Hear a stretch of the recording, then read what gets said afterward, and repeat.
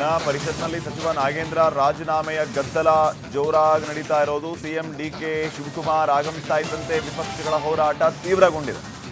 Notice ಕೊಟ್ಟು ಚರ್ಚೆ ಮಾಡಿ ರಾಜೀನಾಮೆಯನ್ನ ಕೇಳಿ, ಚರ್ಚೆ ಮಾಡದೆ ಸುಮ್ಮನೆ ರಾಜೀನಾಮೆ ಕೊಡಿ ಅಂದ್ರೆ ಹೆಂಗೆ ಅಂತ ಪ್ರಶ್ನೆಯನ್ನ ಮಾಡಿರೋದು ಡಿಕೆ ಶಿವಕುಮಾರ್ ಅವರು.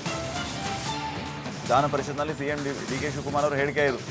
ಹಿಂದೆ ನಾನೇ ನಾಗೇಂದ್ರ ಅವರಿಂದ ರಾಜೀನಾಮೆಯನ್ನ ಕೊಡಿಸಿದ್ದೆ. ಪ್ರತಿಪಕ್ಷಗಳ ನಾಯಕರು ಹೋರಾಟವನ್ನ ಮಾಡೋದ್ರಲ್ಲಿ ತಪ್ಪೇನಿಲ್ಲ, ಹೋರಾಟ ಮಾಡಲಿ. ನೀವು ಈ ವಿಚಾರವಾಗಿ ನೋಟಿಸ್ ನೀಡಿದ್ದ ಬಳಿಕ ಸದನದಲ್ಲಿ ಚರ್ಚೆ ಮಾಡಬೇಕಲ್ವಾ, ರಾಜೀನಾಮೆಯನ್ನು ಕೇಳಬೇಕಲ್ವಾ? ಅದರ ಬಗ್ಗೆ ಚರ್ಚೆನೂ ಇಲ್ಲ, ಏನೂ ಇಲ್ಲ. ರಾಜೀನಾಮೆ ಅಂತಂದ್ರೆ ಹೆಂಗೆ ಅಂತ ಪ್ರಶ್ನೆ ಮಾಡಿದ್ದಾರೆ ಡಿ ಕೆ ಶಿವಕುಮಾರ್ ಅವರು. ಮುಖ್ಯಮಂತ್ರಿ ಏನ್ ಹೇಳ್ತಾರೆ ಕೇಳೋಣ. ಕೂತ್ಕೊಳ್ರಿ ಮನುಷ್ಯ, ಕೂತ್ಕೊಳ್ರಿ ಹೇಳ. ಮುಖ್ಯಮಂತ್ರಿ ಹೇಳ್ತಾರೆ, ಕೂತ್ಕೊಳ್ಳಿ. ಆಯ್ತು, ಕೇಳಿ ಮಾತು ಕೇಳಿ, ಅವ್ರ ಮಾತು ಕೇಳಿ. ನಾವು ಅಂದ್ಕೊಂಡಿದೀವಿ ನಮ್ಮ ಮುಖ್ಯಮಂತ್ರಿಗಳು.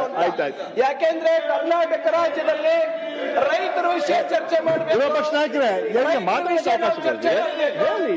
ಹಾಗಾಗಿ ಸಿಹಿ ಸುದ್ದಿ ತಂದಿದ್ದಾರೆ ಅಂದ್ಕೊಂಡಿದೀವಿ. ಹೇಳಿ, ಸಿಹಿ ಸುದ್ದಿ ತಂದಿದ್ದಾರೆ.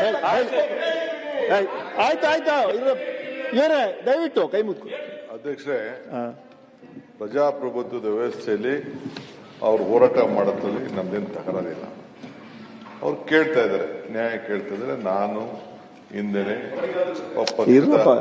ಅಧ್ಯಕ್ಷರಾಗಿದ್ದಾಗ ನಾನೇ ನಾಗೇಂದ್ರ ಅವ್ರ ಕೈಲಿ ರಾಜೀನಾಮೆ ಹೋಗಿ ಇದು ತನಿಖೆ ಆಗಲ್ಲಪ್ಪ ಕೊಡು ಅಂತೇಳಿ ಕೊಡಿಸ್ತು. 2 ವರ್ಷ ಆಯಿತು.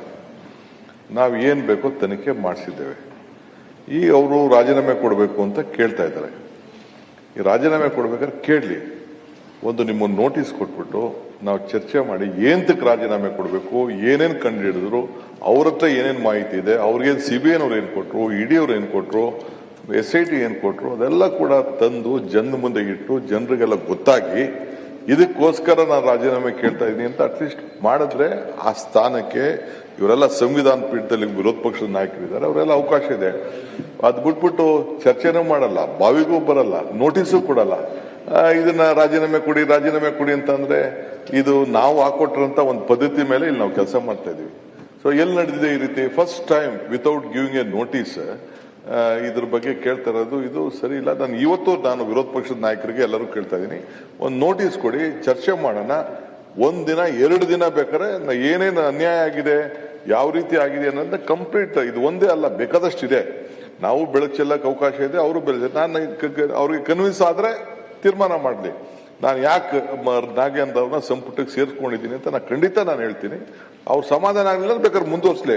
ಚರ್ಚೆನೇ ಇಲ್ದೇನೆ ಸುಮ್ಮನೆ ರಾಜೀನಾಮೆ ಕೊಡಿ, ಭ್ರಷ್ಟು, ರಾಹುಲ್ ಗಾಂಧಿ ಮನೆಗೆ ದುಡ್ಡು ಹೊಂಟೋಯ್ತು, ಭ್ರಷ್ಟ ಸರ್ಕಾರ, DK ಶಿವಕುಮಾರ್ ಸರ್ಕಾರ, ಇವೆಲ್ಲ ಏನೇನೋ ಹೇಳ್ಕೊಂಡು ಕೂತ್ಕೊಂಡ್ರೆ ಅಟ್ಲೀಸ್ಟ್ ಆಗ್ತದೆ. ದಯವಿಟ್ಟು ಪ್ಲೀಸ್ ಇವತ್ತು ಕೂಡ ನೋಟಿಸ್ ಕೊಡಿ, 2 ದಿನ ಚರ್ಚೆ ಮಾಡಿ, ನಿಮ್ ಎಲ್ಲ ವಿಚಾರಗಳನ್ನ ದಯವಿಟ್ಟು ತಿಳಿಸಿ. ಸಿದ್ದರಾಮಯ್ಯ ಅವರು ಒಪ್ಕೊಂಡಿದ್ದಾರೆ 89 ಕೋಟಿ ಅಂತ. ಸರಿಯಪ್ಪ, 89 ಕೋಟಿ ನಡೆದಿದೆ ಭ್ರಷ್ಟಾಚಾರ, 187 ಕೋಟಿ ಅಲ್ಲಂತ ಫ್ಲೋರ್. ಅದಕ್ಕೆ ನಾಗೇಂದ್ರಂದು 85 ಕೋಟಿ ನಡೆದಿದ್ಯೋ 90 ಕೋಟಿ ನಡೆದಿದ್ಯೋ ಏನಾಗಿದ್ಯೋ ಅಂತ ಜಸ್ಟ್ ನೀವು ಕ್ಲೀನ್ ಆಗಿ ಡಿಸ್ಕಸ್ ಮಾಡಿ. ಅಲ್ಲ, ಮುಖ್ಯಮಂತ್ರಿಗಳೇ ಒಪ್ಕೊಂಡ್ರೆ ಅದಕ್ಕೆ ಮಾಡಿ, ನೀವು ಅದನ್ನ ಹೇಳಿ. ಮುಖ್ಯಮಂತ್ರಿಗಳೇ ಒಪ್ಕೊಂಡ್ರೆ ಮತ್ತೆ ಯಾಕೆ ನೀವು ತಗೊಂಡ್ರೆ? ನಿಮ್ಮ ಸೀಟಲ್ಲಿ ಕೂತ್ಕೊಂಡು ಏನಾಯ್ತು ಅಂತ 2 ವರ್ಷ 2 years we have kept the minister out to inquire about this. We have come to a conclusion. I have looked ಮಾಡಿದ್ದೀನಿ. ಚಾರ್ಜ್ ಶೀಟ್ ಆಗಿದೆ. ನೋಡಿ, ನಾನು ಯಾರ್ಯಾರು ಸೆಂಟ್ರಲ್ ಮಿನಿಸ್ಟ್ರು, ಯಾರ್ಯಾರು ಸ್ಟೇಟ್ ಮಿನಿಸ್ಟ್ರು, ಯಾರ್ಯಾರ ಮೇಲೆ ಕೇಸ್ಗಳಿದೆ, ಹೆಂಗ್ ನಡೀತು, ನಾನು ಹೆಸರುಗಳೆಲ್ಲ ನಾನು ಹೇಳಿದ್ರೆ ನಿಮ್ಗೆಲ್ಲ ಬೇಜಾರಾಯ್ತದೆ. ಅದೆಲ್ಲ ನಂಗೆ ಹೇಳಕ್ಕೆ ಇಷ್ಟ ಅಲ್ಲ. Let us only confine to this. If you want to tell all the names also. ನೀವೇ ಒಪ್ಕೊಂಡಿರ್ತಕ್ಕಂಥ ವಿಷಯಕ್ಕೆ ರಾಜೀನಾಮೆ ಅದು ನೀವು ಚರ್ಚೆ ಮಾಡಿ, ಅದನ್ನ ಚರ್ಚೆ ಮಾಡಿ.